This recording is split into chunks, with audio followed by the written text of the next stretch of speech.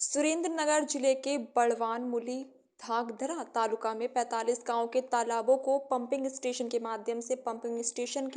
माध्यम में नर्मदा नदी के लिए पाइपलाइन से भरने की योजना की घोषणा मुख्यमंत्री ने 4 मार्च को सुरेंद्रनगर में की और इस योजना पर सवाल उठ रहे हैं। प्रतिक्रिया स्वरूप इस खत्मुहूर्त कार्यक्रम में दूर रहने की घोषणा कर राजनीतिक भूचाल ला दिया है और आज मुली के लिया गांव में चोटीला विधायक श्यामजी भाई चौहान द्वारा किसान सभा का आयोजन किया गया, जिसमें भाजपा नेता जिला पंचायत सुरेंद्रनगर अध्यक्ष हरिकृष्ण पटेल, तालुका भाजपा अध्यक्ष, जिला पंचायत सदस्य दुधई वडवाला, मंदिर के महंत राम बालक दास जी के साथ तालुका पंचायत सदस्य उपस्थित थे। इसमें योजना से लाभान्वित कुल 45 गांव में से केवल 85 लोग खेडूत सभा में उपस्थित हुए। विधायक श्यामजी भाई चौहान कई सवालों का जवाब नहीं दे सके, जिसमें प्रश्न थे कि कृषकों को इस योजना को केवल प्रशासनिक स्वीकृति प्राप्त हुई है, उसे वित्तीय स्वीकृति कब प्राप्त हुई और कब टेंडर प्रक्रिया किस कंपनी या ठेकेदार को सौंपी गई है।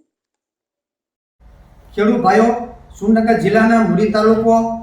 वढवाण तालुको, ધાંગધ્રા તાલુકો જે આ 45 ગામને જે નર્મદાની કેનાલ નાખવાની જે અત્યારે વાત લોલીપોક હાલે છે ને, એ લોલીપોકનું લગભગ 3-4 દીમાં ઉદ્ઘાટન થવાનું છે। એટલે તમામ ખેડૂતોને મારી નમ્ર વિનંતી કે ધારાસભામાં જેવા લોલીપોક આપ્યા હતા ને એવા હવે લોલીપોક આપવાના છે। અને એસકા લોલીપોકમાં જો તમામ ખેડૂત આવી ગયા, હું પણ ભેગો, તમે પણ ભેગા, જો આ મત દીધો હશે ભૂલે ચૂક્યા પાણીનું નક્કી કર્યા વગર, એટલે તમારે 5 વર્ષ સુધીમાં તો લગભગ એક સર્વે નંબર બધાઈને વહી જવાનો છે। અને આ સરકાર ધ્યાન દેવાની જ નથી પછી, કારણ કે મત લીધા પછી હું કોણ ને તમે કોણ, તમે જોઈ શકો છો અત્યાર સુધીમાં કે એક પણ વચન દીધા પછી કોઈ કરેલું નથી। 70 વર્ષથી ભાજપની સરકાર છે,